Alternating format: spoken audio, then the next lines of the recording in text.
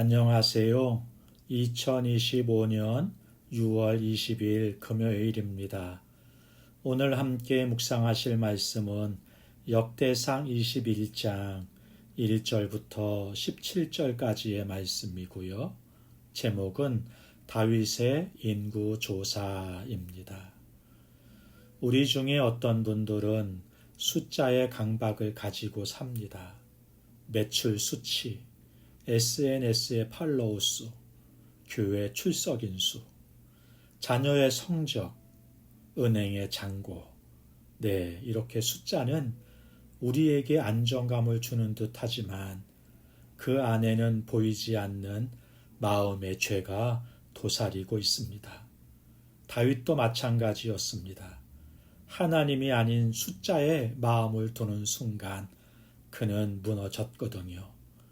역대기 기자는 대부분 다윗의 긍정적인 면을 부각시키지만 이 사건만은 생생히 기록해요. 왜일까요?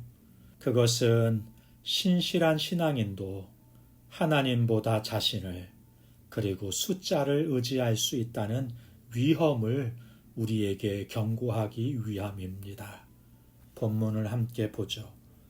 첫 번째 단락 1절부터 7절까지에서는 하나님 없이 세는 것은 교만이다 말씀해 줍니다. 본문은 충격적으로 시작이 돼요. 사탄이 일어나 이스라엘을 대적하고 다윗을 충동하여 이스라엘을 계수하게 하니라. 병행 구절인 사무엘하 24장에서는 이 일을 하나님이 허락하신 진노의 결과로 묘사합니다. 이는 하나님의 주권 아래서 사탄이 도구가 되었음을 보여주는 구조인 거죠. 다윗은 인구 조사를 하겠다고 하고 요압은 말립니다. 왜 이 일을 기뻐하시나이까? 그러나 다윗은 밀어붙입니다. 결국 요압이 돌아와 130만이라는 숫자를 보고합니다. 그러나 그 순간 다윗의 마음은 찔려요. 하나님 없이 스스로의 강함을 확인하고자 했던 자기 의존의 교만이 드러난 것입니다. 믿음이 아니라 숫자로 인정을 얻고자 했던 것입니다. 오늘 우리도 은혜로 살아가면서도 우리가 잘나서 성공했다고 생각하고 스스로의 기준으로 안전함을 확인하고 싶어 합니다. 그런데 아십니까? 우리 예수님은 결코 자신의 영향력이나 수를 확인하며 행동하지 않으셨다는 거예요. 오히려 하늘 아버지의 뜻 하나에 전적으로 순종하셨습니다. 그분은 완전한 의존의 삶을 사셨고 우리의 교만을 대신해 십자가에 달리셨습니다.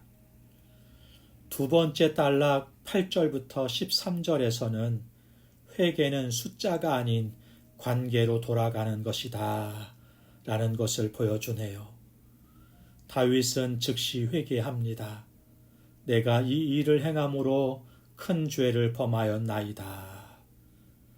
그는 단순히 자신의 실수를 인정하는 것이 아니라 죄의 본질을 깨닫게 된 거예요. 하나님을 불신한 죄였다는 것을 인식한 것입니다. 다윗의 회개는 그래서 관계의 회복을 위한 회개였다 이렇게 말씀드릴 수가 있겠네요.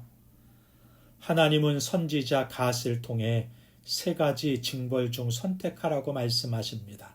3년 흉년, 3달 대적에게 패함 또는 3일 전염병. 다윗은 이렇게 답하죠. 내가 여호와의 손에 빠지는 것이 좋사오니. 다윗은 인간의 손이 아닌 하나님의 국률에 의탁합니다. 회개는 단순한 자책이 아니라 하나님의 자비를 신뢰하는 신앙의 고백인 것입니다. 우리는 문제를 피하는 것이 아니라 문제 속에서 하나님의 손길로 뒤돌아가야 하는 거예요. 그것이 회개의 본질입니다. 세 번째 단락 14절부터 17절까지에서는 자기 백성을 위하여 엎드리는 다윗의 모습을 보여주네요. 전염병이 돌고 백성 중에 7만 명이 죽습니다. 이때 다윗은 성전에 엎드려 하나님께 기도해요. 이 백성은 무슨 죄를 범하였나이까? 나와 내 아버지의 집을 치소서.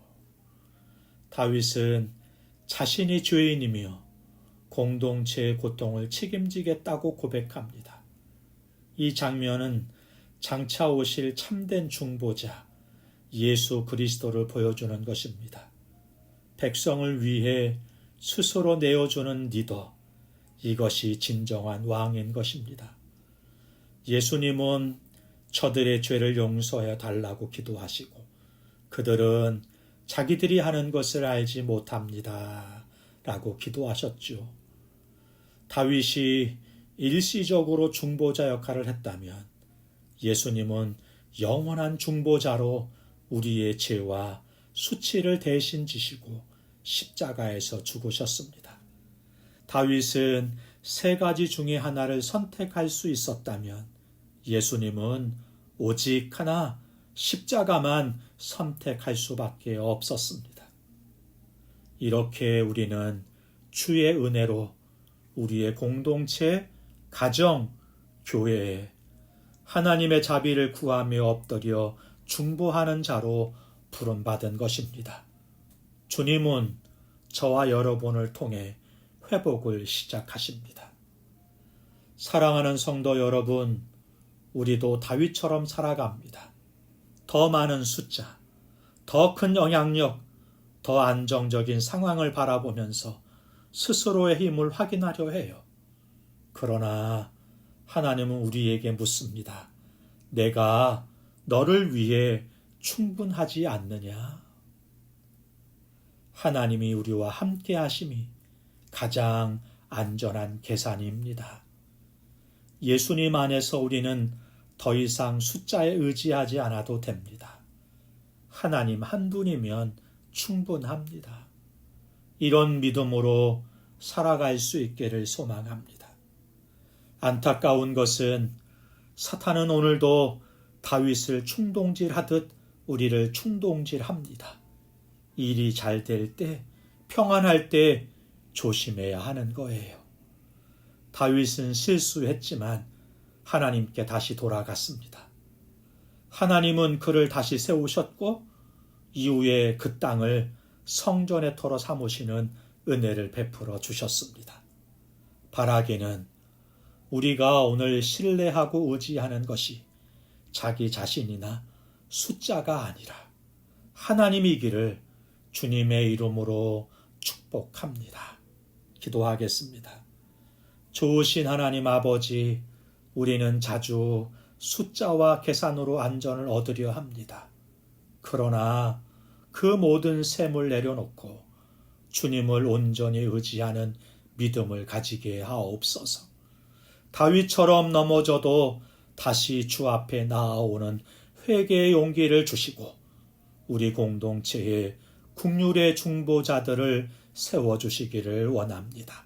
그리고 우리 주님이 우리의 중보자이신 것처럼 우리가 우리 공동체에, 우리 가정에, 우리 직장에, 우리 이웃의 중보자가 되기를 소망합니다.